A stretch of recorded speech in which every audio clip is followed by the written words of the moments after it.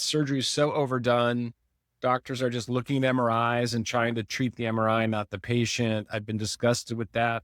I'm disgusted by colleagues of mine. And for those of you not watching the video, just listening, I did air quotes around that word, that over dramatize. Oh, we got to get to this soon before you're paralyzed. And then after the surgery, they say, oh, good thing I got in there. You would have been paralyzed. The drama, the lack of objectivity, the greed in doing hardware insertions and fusion surgeries and big things because it pays better for their yachts. I don't have a yacht for all clarity and purposes here. So I don't even have a friend with the yacht. I hear that's the way to do it. Physicians are all being bought up by hospitals and health systems, and then they don't cover anything. United Healthcare takes in more in a day than they pay out in a year in claims. Think about that. They're making 365x your premium dollar or more. There's plenty of money in medicine. It's just not going to the delivery of medicine. It's going to the insurance profiteerism. So anything you can do to find an alternative to that. And of course, your employer may have you on a plan because that's what they offer and it's a benefit, but is it really? I treat joints. We treat systemic issues. We treat, all kinds of things now with regenerative biologics, cell signaling, stem cells, exosomes, peptides, you name it. I have approaches that we do with injections to help regenerate cartilage. People are listening to that now going, no, that's not possible. I'll show you examples if you want to see them. We do that for people. And they go, oh, my orthopedic doctor said that's not possible. Well, because your orthopedic doctor is still drinking that Kool-Aid. I put it down.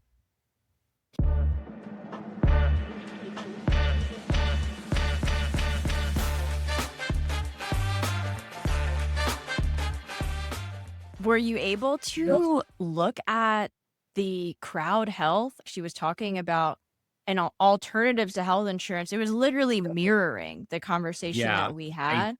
I did. You sent it to me right after we talked, I think, and I looked at that. Yeah. Isn't that crazy? Yeah. No, it was, yeah. So there are a couple other programs like that, sort of crowdsource. And I don't know much about them, but anything we can do in a granular way to combine ourselves with healthier people and and help save ourselves and our funds. Because right now, if you join regular health insurance and you're healthy, you're paying for a bunch of people who are overweight and smoking to have heart attack care and chronic disease care. Yeah. They need that. They need that. That wasn't a judgment, but we're paying for their choices. Yeah. That's the whole thing. And it's saying that this is like actually a community funded model, the crowd health. Yeah. That she's talking. You just pay an advocacy fee plus a contribution. Yeah. That helps fund another members. Yeah. Capped at $140 for most people under 55. Yeah. No, it's smart. And if I don't know how they screen people, but if they can have certain requirements like, okay, you can't smoke tobacco and you have to exercise, things like that, then your risk retention group is healthier, right? There'll be fewer expenses, health expenses. Yeah. Well, I feel like anyone that's exploring the path of if you're already brave enough to go off the plantation, so to speak, the long-term murder care plantation, which is health insurance and modern Western medicine, then I think that you're probably doing some things about your life. You're probably looking at other alternative methods. You're probably exploring like how to actually be your own authority in your own body, how to take care of your body, like respecting yourself a little more. So there's that. That's a great point. It's a great point. Health insurance really isn't insurance, right? So if my office took health insurance, I would have to hire 3 more people, right? One to get the authorizations, which is bogus anyway, because they don't, once they authorize it, then we have to hire another person to fight the denials, then one person to manage those 2 people. So the cost of delivering that care is an absolute spiral of idiocy. And people complain, well, I only have 5 minutes with my doctor. That's because they have to see 12 patients an hour just to pay for those extra people to grind in that system. It's absolutely banging your head against a wall. So I do advocate there's a need for acute care, right? If you get run over by a car, you need to be able to cover that emergency room bill or something. So Right. a catastrophic program with a really high deductible, hopefully you never have to use. It should be less expensive, or some form of that, some health savings account where you can direct where those dollars are going, or these community funded plan or a risk retention group. Get 20 of your healthiest friends together and pool some money and create what's called a risk retention group. So there are Oh, ways, wow. there are ways to do it. This is why I am so excited for this conversation. It's so necessary. And I feel like there's nothing more rebellious, which I love, than a neurosurgeon, a doctor like you who'll tell you you probably don't need surgery. I love that. That has I always love been the that. goal. That's the last option. There's a role for it. If you break your spine and it's slipping apart and pinching on your spinal cord, yeah, you need surgery. But surgery is so overdone. Doctors are just looking at MRIs and trying to treat the MRI, not the patient. I've been disgusted with that. I'm disgusted by colleagues of mine. And for those of you not watching the video, just listening, I did air quotes around that word that over dramatize. Oh, we got to get to this soon before you're paralyzed. And then after the surgery, they say, oh, good thing I got in there. You would have been paralyzed. The drama, the lack of objectivity, the greed in doing hardware insertions and fusion surgeries and big things because it pays better for their yachts. I don't have a yacht for all clarity and purposes here. So I don't even have a friend with the yacht. I hear that's the way to do it. So, Right. Well, it'd be yeah, cool to have like a yeah. healing yacht. I mean, like Oh, yeah. this is the new health insurance. I don't know. Part of it goes to fund the fucking yacht because you're not paying for all the medications that you were once on or the surgery that someone else was buying a yacht from. Maybe we could put it into our own yacht. I don't know. Well, speaking of that, since we're really bearing our souls here today on your Yeah. show, I do have a colleague that leases a boat and takes people offshore into international waters to do some very, very cutting edge treatments, things that, and I'm open Wow. minded, things that I don't even do. That's Gene amazing. therapy, yeah. So in international waters, they can do that. So why not get a boat ride with? Yes. That's such a great idea. As you guys know, maybe by now, I'm sat here with Dr. Jeff Gross, the founder of Recelebrate, Yeah. a board certified neurological surgeon trained at Berkeley and UC Irvine, and somewhere between the operating room and regenerative medicine, he had to face the truth that the system he was trained in wasn't actually healing people, as we've been discussing. So we're talking exosomes, cartilage regeneration, peptides, Yep. informed consent, many of the things we'll be chatting about today. Yeah. And, why like 40% of the surgeries people are told they need, they don't. So I want to start there for everyone. What was that moment for you that you had, that you realized the system that I'm in, that I'm trained in, isn't actually helping people? What'd you have to face? There were a bunch of ahas that added up. There wasn't one singular moment, but I've always been looking to advance things and the cutting edge and what's coming, what's new, what's on the frontier, and translate that into applicable treatments. Because as a physician, I have a duty to my patients. I have taken a Hippocratic oath, and no state or federal regulation supersedes my oath. No California law that told doctors they couldn't talk about COVID vaccine negatively supersedes my oath to take care of someone.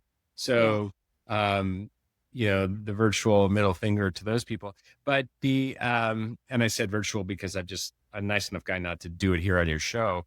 But early in my career, I noticed this sort of self-congratulatory repetition of the same research. And if you go to the annual spine neurosurgery conferences, because I'm a spine fellowship neurosurgeon, you've got these bow tie wearing people that have known for their incredible egos at the hospital.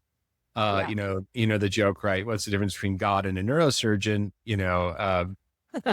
I won't finish that, but the see, these guys were publishing a study on some surgery that was published decades ago. So nothing was moving forward. We were trained by professors who were trained Right. 30 years earlier, and we Right. were trained to do the exact same thing. The surgeries in the spine haven't changed since the 1950s. There are only two surgeries in the spine, really. Okay. Yeah, you either make more room or you Right. lock it together, or both, right? Those are your Right. choices. Yeah, there's a smaller way to do it. There's a new widget, there's a new implant, there's this, there's that. Those are your choices on the menu. And you Hmm. need those choices. They still exist. There's still a role for them. And I still see people who need surgery. There are other options first.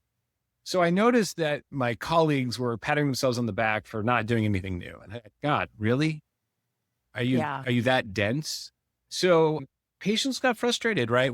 They would come in and they would say, Doc, I tried my therapies. I tried some medicines. I tried some injections in the spine. Yeah, those helped a little or temporary, but I still have these issues. And I go, Hmm. well, next thing on the menu, surgery. Should we discuss it? Oh, no, Doc. No, I don't want to Right. discuss surgery. I'm like, great, because I wasn't ready to offer it to you. You're still functional, even though you're not perfect. And in this era of MRIs, we can see so much and diagnose things earlier. Although, to repeat, the MRI is not the diagnosis. The MRI is for correlation. People with no pain can have disc findings on the MRI, and people with Mhm. severe pain can have no findings on the MRI. So the art of medicine is treating the patient, not the MRI. The MRI is a tool. And there are Right. a lot of fools with that tool who do surgeries, and then the surgeries don't cause an improvement, right? Yeah. So I just got frustrated. Patients would ask me, well, what else you got in between those other things and surgery? And I said, oh, nothing now. And over the years, they would say, well, how about lasers? How about crystals? How about stem cells? And I heard stem cells enough times. Right. And I did some of my training and research at UC Irvine. There's a big stem cell institute there. I trained in molecular cell biology in college. Although at the time stem cells weren't quite ready, I was well aware that professional athletes were leaving this country to go to Europe and get stem cell treatments to come back. Peyton Manning, Yeah. Tiger Woods, Yep. others.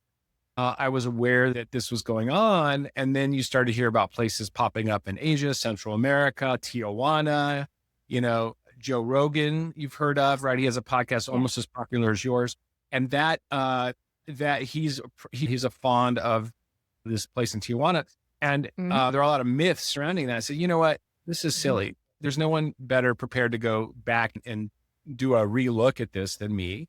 So about 8 years ago, I said, screw it. I'm not going to go to the annual spine surgery self-congratulatory-a-thon, and I'm going to go to a stem cell meeting. I started going to stem cell conferences. I started going to retraining educational opportunities, joining. I dropped out of the neurosurgery spine clubs because they weren't valuable. They just Nice. wanted my $1,500 a year so that I could Yeah. pay another $1,500 to go to a meeting every year.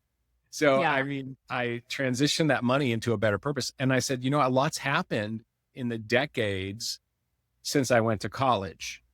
And I said, this is a tool. And I was going to use it for my spine patients. Okay, let's apply this to the spine. What can we do? And there was research, there were publications, there's medical evidence, even though Hmm. insurers and doctors and health plans put their blinders on and don't look at it, from Europe, from Asia, some of it with 15-year follow-up, for goodness sake. I mean, this is not new. My God. Yeah. We say, oh, we're so lucky to be Americans. We have great infrastructure. We have healthcare. We have these things, but it's highly scripted and controlled in some ways, not in our favor. So I Yeah. said, I want to offer these things. I studied the regulations. I studied them hard.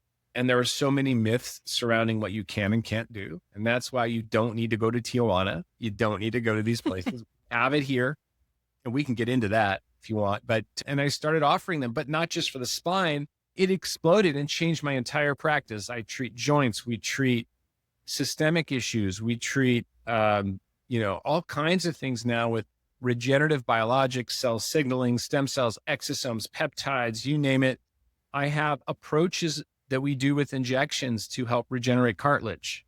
people are listening to that now going, no, that's not possible. Wow. Well, I'll show you examples if you want to see them.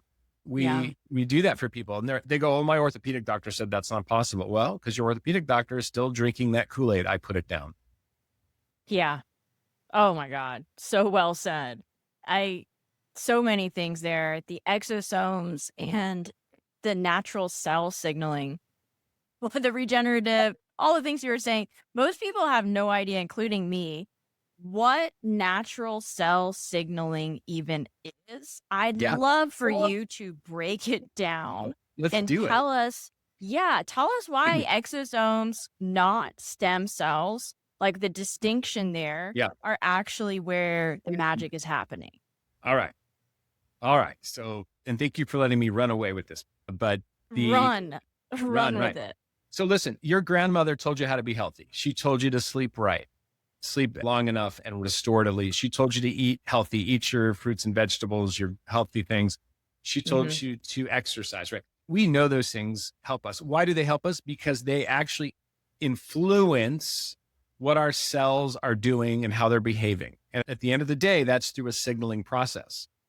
And we call that epigenetics. So if you do all those things, or you can even go even bigger, which we call hormesis. You can do hot sauna, cold plunges, fasting. All of these things are cell signalers. They signal to your cells through small proteins we call peptides. Sometimes there are growth factors, hormones, but they're all in the protein family, and the small ones are called peptides. And the smallest one we call bioregulators.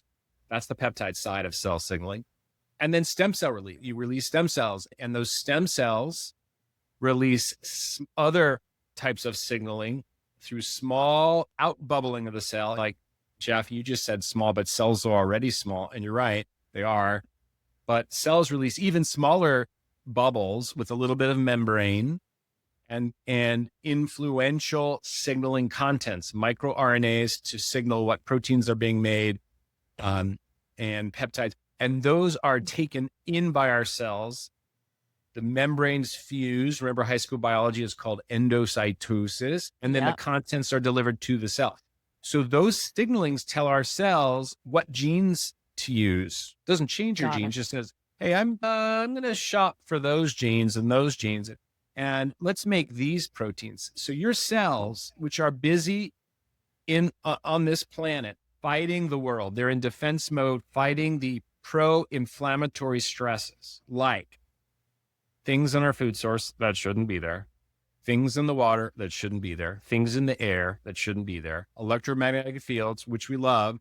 They allow us to scroll on our phone, but they shouldn't be there.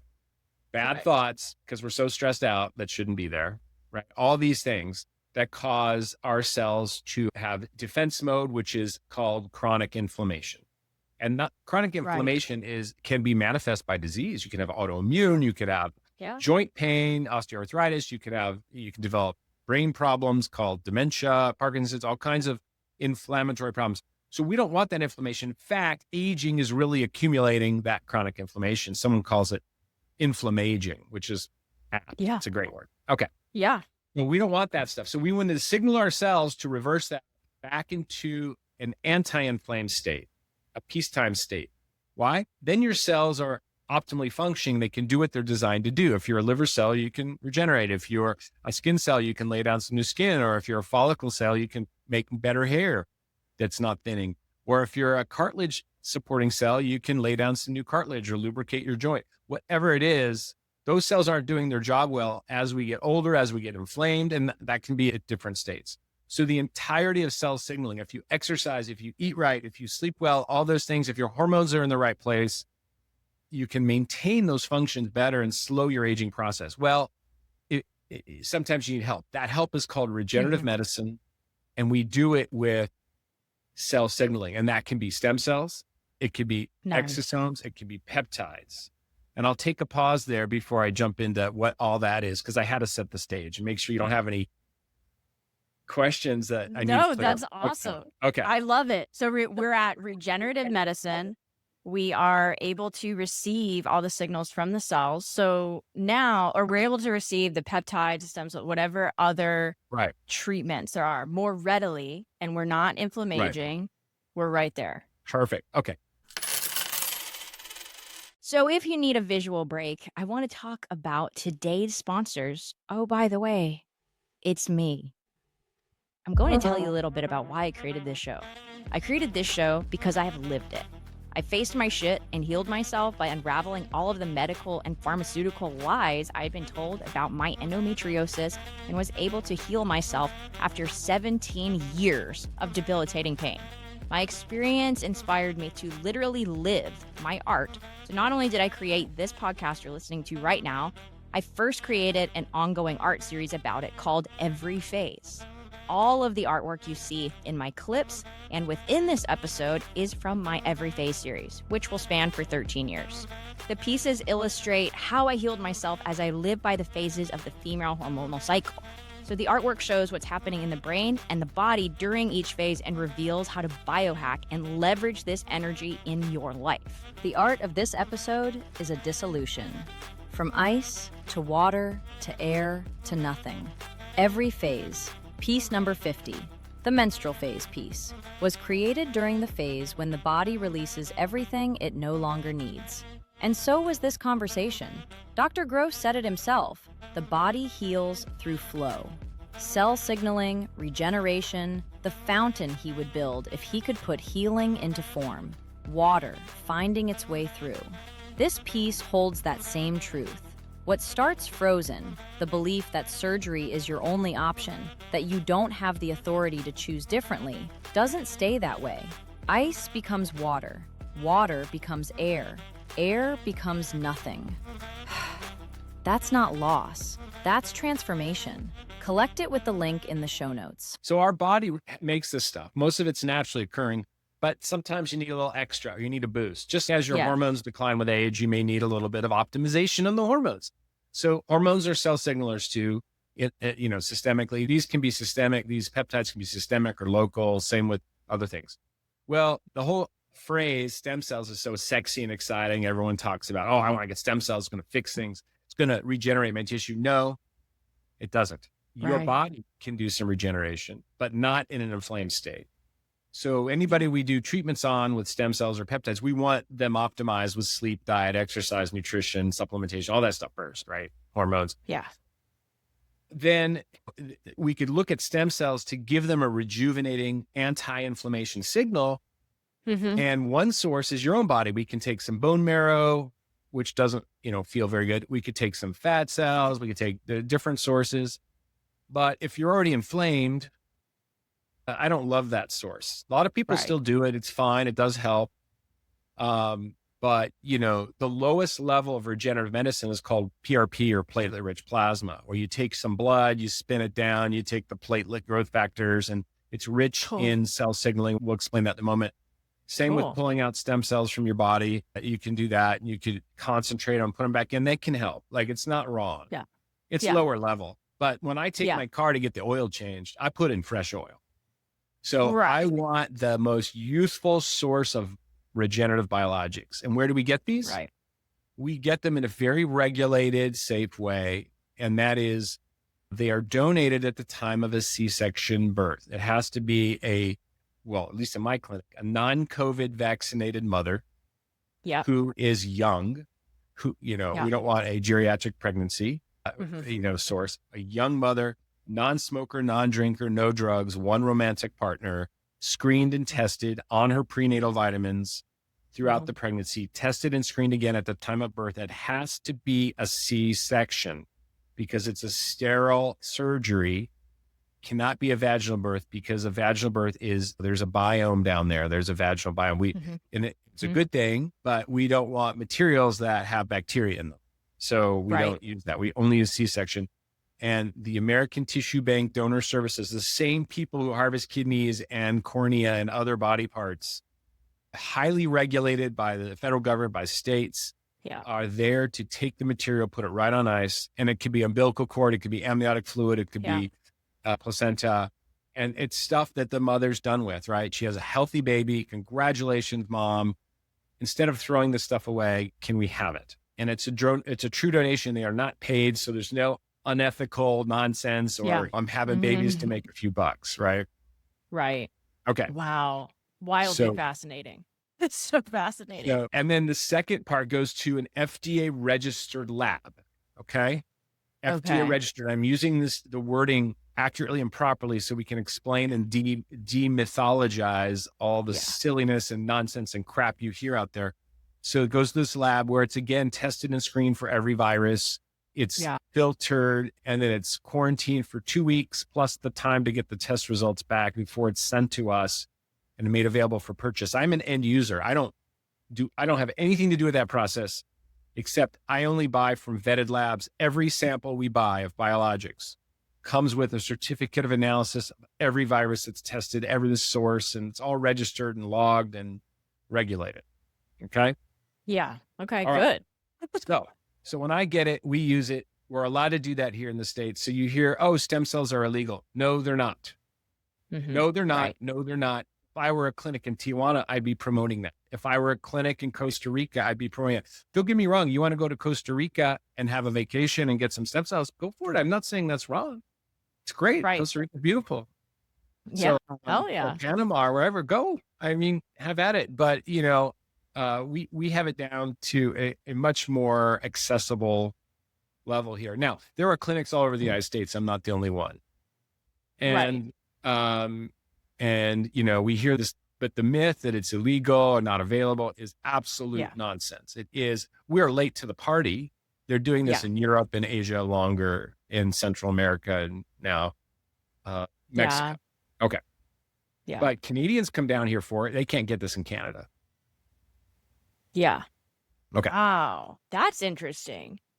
Okay. I still haven't answered your question though. Stem cells. No, you still. We're riding on the yacht now. We walked all around the boat, so now we're about to take our journey there. Okay, right, take us there.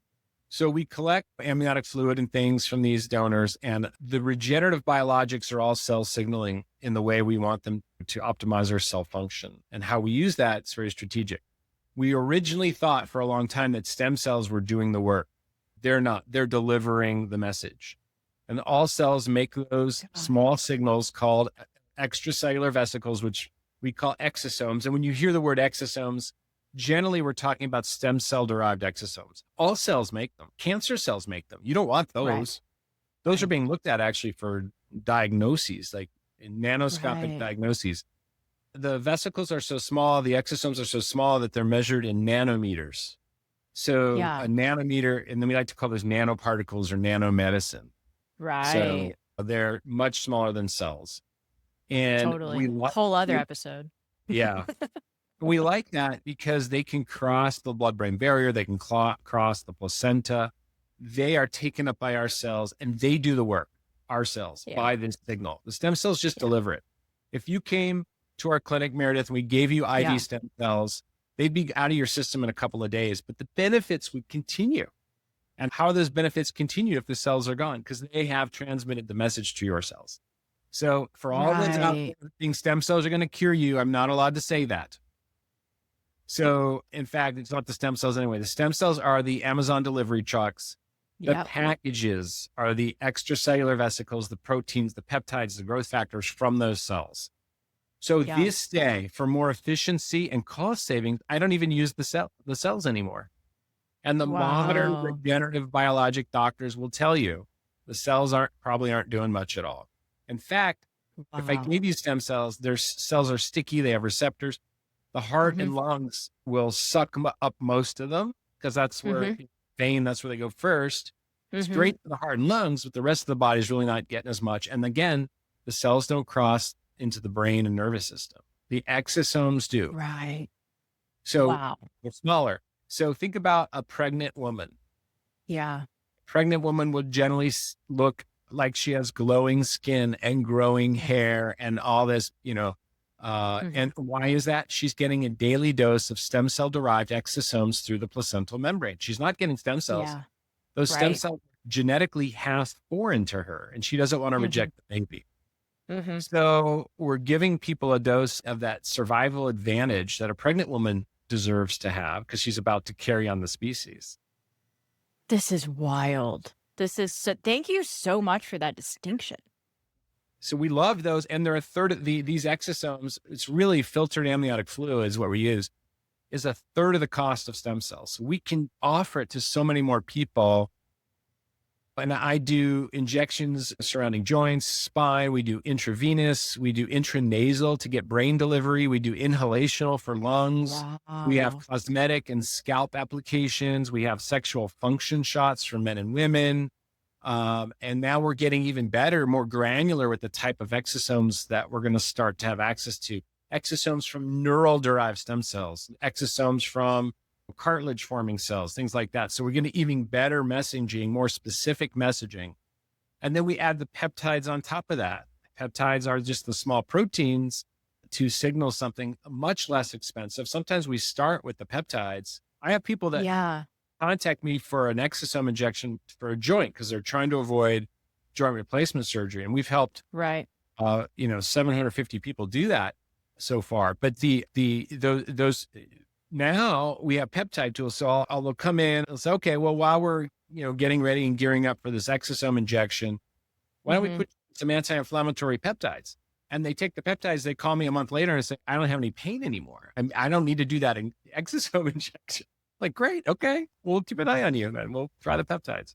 So we have these tools, these biologic, naturally occurring tools in your body that we can Right. strategize or hack. That's where you get the word biohacking. Mhm. Make it hack to your advantage to keep you away from the Kool-Aid drinking doctors. And I was one of them. I admit it way back then. Although I Yeah. never felt right. I never felt like I fit in. And I'm so happy not to be part of that group anymore. Yeah. We have to go. We're born into it. Like, we're Yeah. born into the system that cheats us, lies to us, steals from us, tells Yeah. us. I mean, Yeah. how do you know any different? You have to know the lie to know the truth. The best lies are the closest to the truth because they're Yeah. riding that wave of the truth. That's why I feel like Mhm.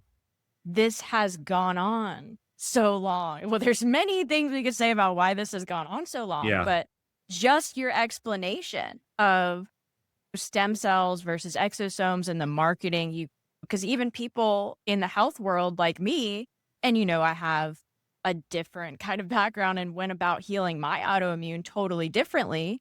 Yep. But just even still, my point is, I thought stem cells were something completely different, right?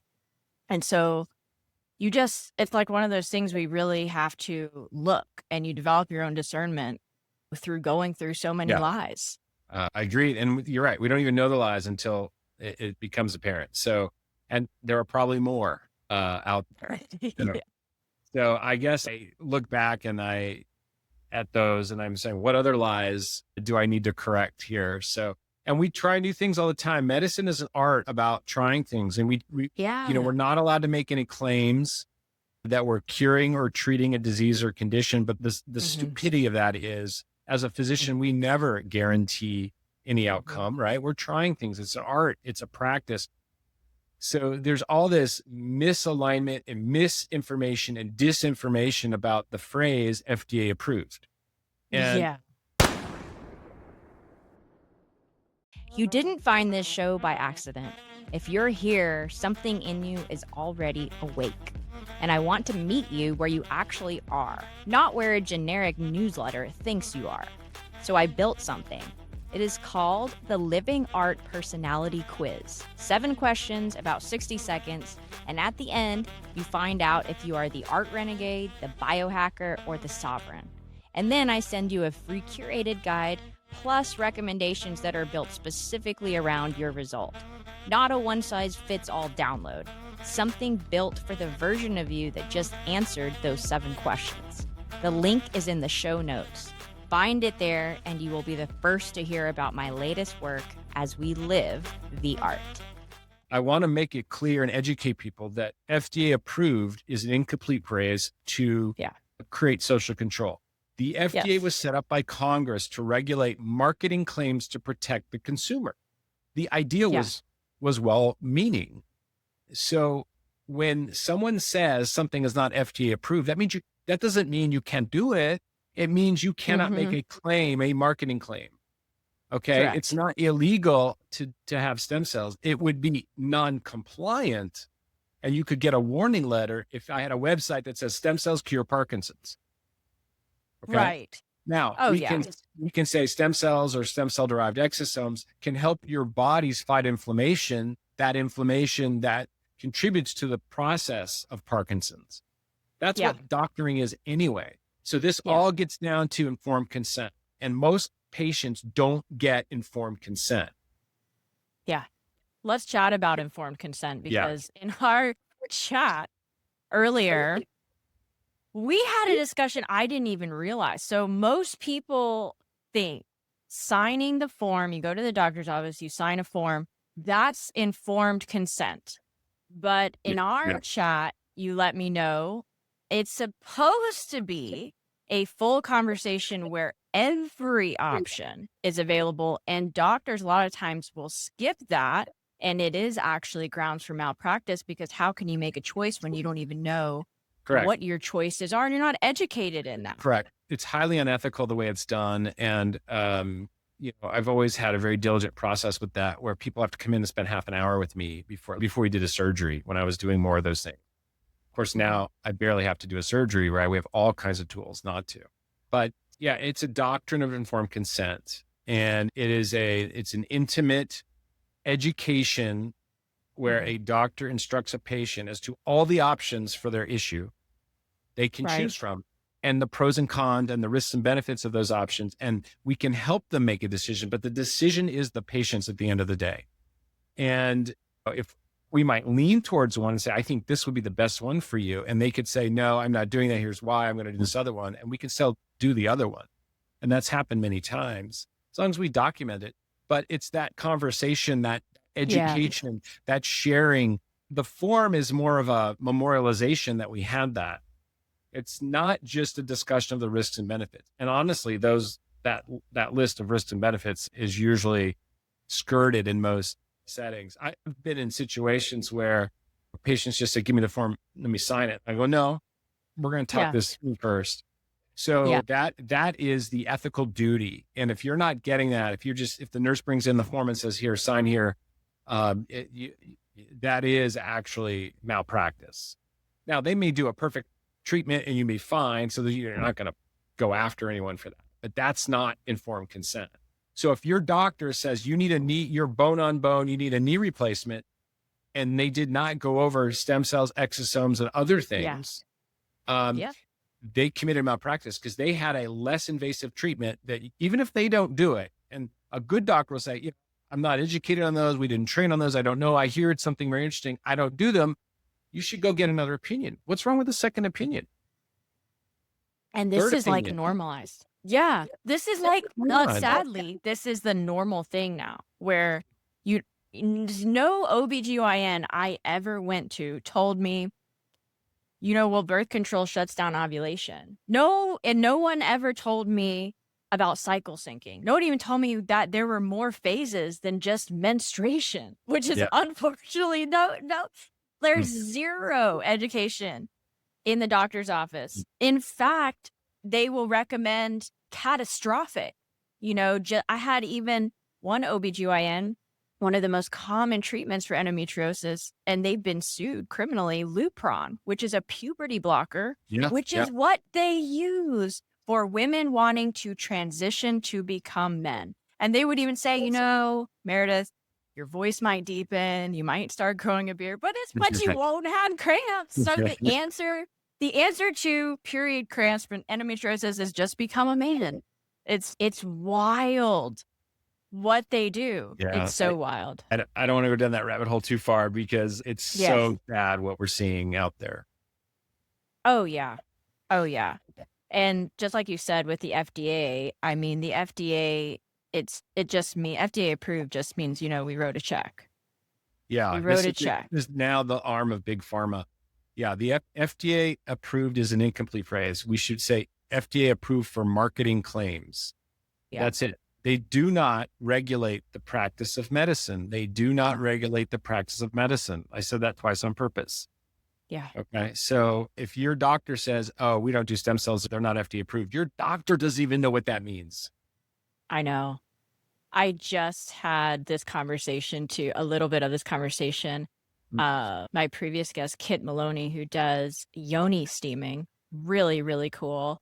And so the first ever clinical trial, we're in 2026, first ever clinical trial showing that cycle syncing, so women, essentially biohacking for women, using eating and living by the phases of their cycle, was beneficial. Was Mhm. just came out. Alyssa VT just put that out, first ever clinical trial. And she goes, I cannot wait for the science. And we got into our conversation and we both just decided, we're like, you know what? Look at yourself in the mirror. Put a lab coat on and look at yourself in the mirror and say, yeah, like this is my choice. Just like you were saying about the informed consent, I get to decide what healing is for Yeah. myself. First of all, Yep. I get to decide what healing looks like, and I get to decide what I look at and what I choose and what all the options are, regardless. And unfortunately, we should have that presented to us by our doctors, but we don't. And it's on us Yep. to educate and to Yep. really dig and to really look. Yep. Yeah. 100%. There are so many different approaches to healing yourself. You can seek traditional doctors. You can seek your own advice. You can seek different types of healers, naturopaths, functional Yeah. doctors, which I'm a bigger fan of. Chiropractic care has a role. All these different things can work, and you have to find what's right for you. And Yeah. it's okay to try different things. Yeah, it is more than okay. It's necessary. Yeah. Necessary. And speaking of the necessary, we got to go back to this insurance conversation. I mean, Yeah. it's just who gets to heal, right? The person that writes the check? No. So people think they have, and they think that they need, it's like by default programming that like, you're going to die if you don't have this coming out of your paycheck every month, like some really bad shit's going to happen to Well, you. there's a tax penalty if you don't have insurance now, thanks Correct. to Obamacare. So there you go, folks. Correct. They're taking, Correct. this is probably the biggest socialistic thing we have, Social Security and health insurance, right? Where Yeah. the healthy long livers pay for the unhealthy folks. Yes. And if you put into Social Security, great, you should pull out of it. But Medicare, the care of Medicare is not what it was 10 or 15 years ago, right? No. Medicare was good insurance. It paid reasonably. And then every year they threatened to, we're going to cut what we're paying doctors 3 or 4%. And doctors want to pay into this political action committee just to preserve that 3 to 4%. And the lawmakers are just laughing how we played that same game again. Totally. And the AMA said, look, we stood up for doctors. Totally. They're just part of the same complete idiocy that's going on there. So what's happened is the cost of delivering medical care has gone up. My rent has gone up. My insurance has gone up. Paying employees has gone up. Correct. But Medicare has basically been stagnant for 20 years. So if they pay you $72 for an office visit, you lose money. So I cut out Medicare a long time ago. I still see Medicare patients. We just don't charge them. It's a lot cheaper. Wow. A lot cheaper. We can't not charge them for everything, but we take care of Medicare. I've always done that. My colleagues like, what are you doing? Like I explain to them, they're losing money every time they see a Medicare patient. So, and then Obamacare allowed health insurance companies, third-party insurance companies to pay at Medicare rates. They were paying better. So you could practice medicine, see a bunch of insurance patients, throw in some Medicare patients, you'd be fine, right? It would all come out in the wash. You'd be fine. Yeah. But now they're all at Medicare or rates or below. If you're contracted, you're even dumber because they pay less than Medicare rates. So physicians are all being bought up by hospitals and health systems, and then they don't cover anything. United Healthcare takes in more in a day than they pay out in a year in claims. Think about that. They're making 365x your premium dollar or more. Wow. The insurance companies there's plenty of money in medicine. It's just not going to the delivery of medicine. It's going to the insurance profiteerism. So anything you can do to find an alternative to that. And of course, your employer may have you on a plan because that's what they offer and it's a benefit. But is it really? Is it really? For them, for the insurance profiteers, for the system. I don't think it's a benefit necessarily to the employer, but it's to the, No. It's not a benefit for anyone, like you said, except whoever is at the top, because it's not about making a healing. It's about making clients. It's profit over care. It's a conflict of interest, and it needs to be regulated like it was before the mid 80s, where it was health insurance was like a, public utilities commission. They can only make a 10% margin instead of a Right. 36500 Yeah. margin. So regenerative medicine obviously isn't covered. I'm going to just Well, throw that out there. Or am I it's wrong? not. However, health savings accounts, flexible spending accounts, you Yep. can use those dollars. So I recommend high Right. deductible health savings account, control your own destiny as much as you Yeah. can. Yeah. Okay. And so that's really how probably what you tell people that come in and they're like, well, none of this is covered. What do I do? What's your advice to them? I mean, do you have this conversation? I'm Yeah. sure, I'm just going to throw Yeah. it out there. This is probably a conversation you have in your office of they may just be scared to opt out of that system. How do you approach that? Yeah.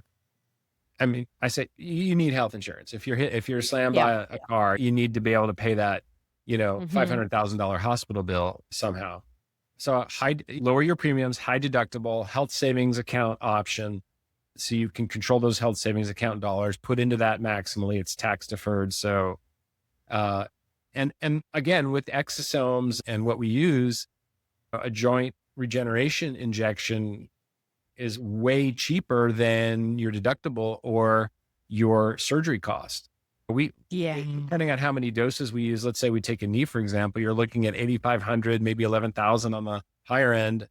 It could be a little more depending on how bad you are, but I mean, it's usually a one and done the way we do it. So I have people that pay that much money cash for a dental procedure. Where'd they find that money? Exactly. So, Exactly. or your vet, you're paying thousands of dollars to your vet. And don't get me wrong, I love my pets and we pay Mhm. money to the vet too. Of course you do, right? They get you, but you got to take care of yourself too. You always put yourself last, most people, and you shouldn't. No. I mean, without us, without you, what the hell else benefits? Nothing. I can't help anyone. You can't take care of your pet if Exactly. your knee's not working right. So we do a lot of counseling like that. There's an element of write-off. You can write off above a certain number. Okay. So you can write off also associated travel regarding Yeah. healthcare. And I'm not a tax professional, but I read this part and I understand it a little bit. So, but ask your CPA, Yeah. you can do it. Totally. Totally. And we'll definitely put also the crowd health that we were chatting about a little Yeah. bit earlier, Into that links for down there. sure. Oh, Do that. yeah. Before we go on our yacht, we are going to biohack with art. Are you ready? Yeah. Meredith, it's going to be your yacht. You're going to be my friend with a yacht. I don't want to take care of one. I don't either. I don't either. Listen, I think it'd be cool to have an organic, essentially plant that travels. That's a yacht. Something that's self-sustaining, Yeah. takes care of itself. Maybe that could be part of your answer here in our biohacking with art. I don't know. I like it. But if you had to express the cellular repair you facilitate, not explain it, but Mhm. express it as a piece of art, Ooh. what would you create? What would you want? And what would you want someone to feel in their body when they experienced it? It can be Oh, any okay. medium, any Wow. art medium. It would be some type of fountain sculpture because the flow of the water, the sound, you get more senses involved, the calmness, but the dynamic flow, which is very, consistent with cell function and activities. So I would probably have some kind of very calming fountain that had just little sound with it. Ooh. And people would feel that it would stimulate parasympathetic relaxation, vagal nerve function. Wow. So kind of like sound healing, frequency healing is it makes sense Yeah. for our conversation we just had. Yeah, that would be a part of it. But not just the sound and the frequency, but just the whole There's something relaxing about that flowing water, just that fountain, just a little tinkle of a sound where the water hits, maybe some really pebbles in there where it looks very natural and something like that. Would people be able to get in the fountain or no? Would it be like Uh, an installation or is it interactive? I kind of like the idea of not shaming people for wanting to Yeah. wade in the fountain. So yeah, let's put a little place where you can take your shoes off Yeah. and walk around in there.